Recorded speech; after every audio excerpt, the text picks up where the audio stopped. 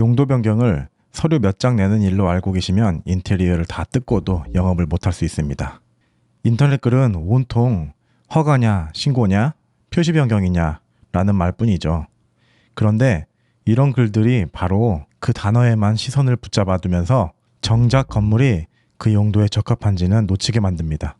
이 영상을 보시면 이런 정보가 어떻게 서류만 처리하면 된다라는 잘못된 확신을 만드는지 알게 되실 겁니다. 그리고 계약 전에 확인할 기존 용도, 변경 후 세부 용도, 적합한 도면과 공사 가능성을 확실히 얻어가실 수 있습니다. 방금 말씀드린 잘못된 확신은 용도 변경을 신청서 분류 문제로만 보는 데서 생깁니다. 먼저 오해 없게 말씀드릴게요. 허가, 신고, 표시 변경, 정확히는 건축물 대장 기재 내용 변경에 구분이 필요 없다는 뜻은 아닙니다.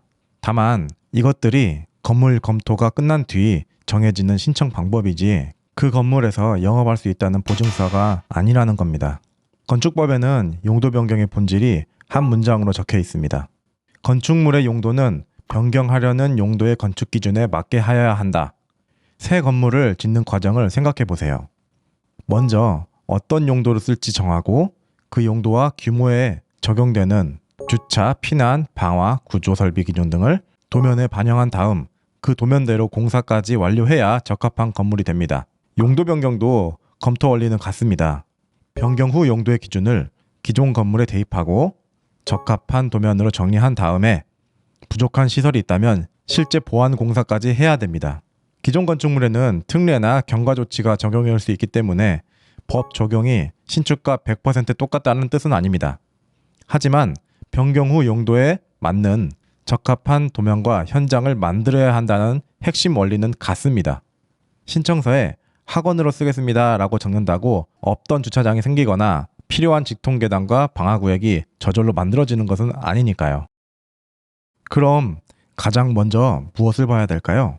현재 건축물의 정확한 세부 용도와 앞으로 사용하려는 변경 후 세부 용도입니다. 현재 건축물 대장에 제2종 근린생활시설이라고 적혀 있다고 해보겠습니다. 새 임차인은 학원을 열려고 합니다. 둘 다 근린생활시설처럼 보이니까 간단하다고 생각하기 쉽습니다. 하지만 학원은 같은 건축물에서 학원으로 사용하는 바닥 면적의 합계에 따라 제2종 근린생활시설과 교육연구시설로 구분될 수 있습니다. 같은 학원이라는 이름을 사용해도 건축법상 세부 용도와 적용 기준, 필요한 절차가 달라질 수 있다는 겁니다. 사무소, 체력 단련장, 음식점도 마찬가지입니다. 생활에서 부르는 업종명과 건축법상 용도가 언제나 일치하는 것은 아닙니다. 따라서 첫 질문이 허가인가요? 가 아닙니다. 지금 정확히 무슨 용도이고 변경 후에는 정확히 어떤 세부 용도인가요? 가 먼저입니다. 세부 용도를 확정했다면 이제 건물을 봐야 합니다. 먼저 변경 후 용도가 이 대지에서 허용되는지를 확인합니다. 그 다음 현재 용도와 변경 후 용도의 주차장 설치 기준을 비교합니다. 추가 주차 대수가 필요한데 대지 안에 더 만들 공간이 없다면 신청서 작성보다 먼저 계획을 바꿔야 됩니다. 피난도 확인합니다. 변경 후 용도와 규모에 따라 직통계단, 피난계단, 방화구역, 출입구와 내부 마감 재료 등 기준이 달라질 수 있습니다.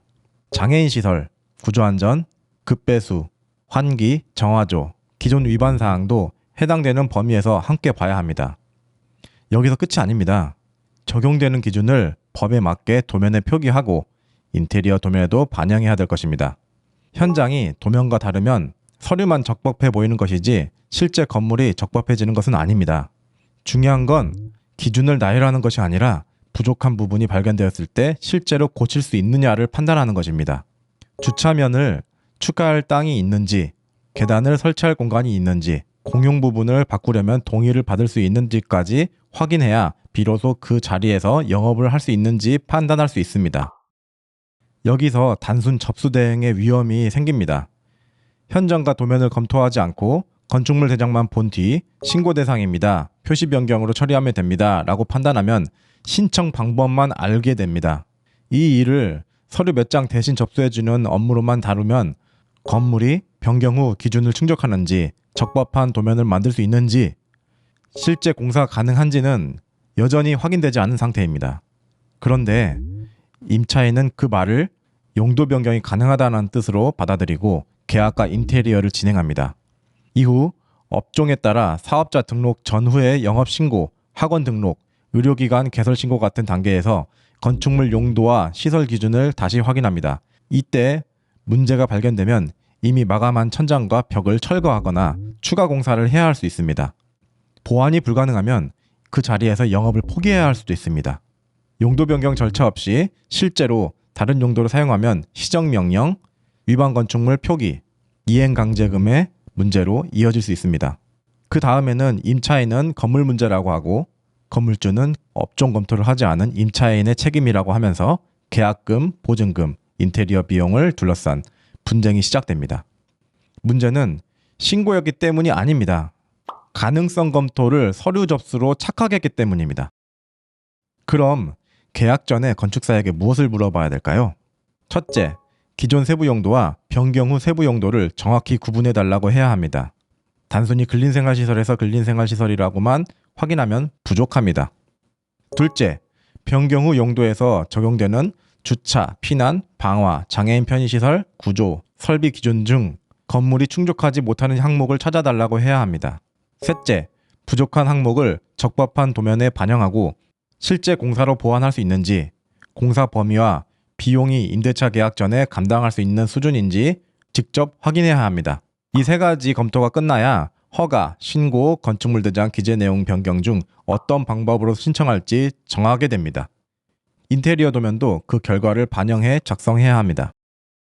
오늘의 결론은 간단합니다. 용도 변경에서 허가냐, 신고냐는 마지막 질문입니다. 첫 질문은 현재의 정확한 용도와 변경 후 세부 용도가 무엇인지, 그리고 이 건물이 변경 후 기준에 맞는 적합한 도면과 현장으로 바뀔 수 있는지입니다.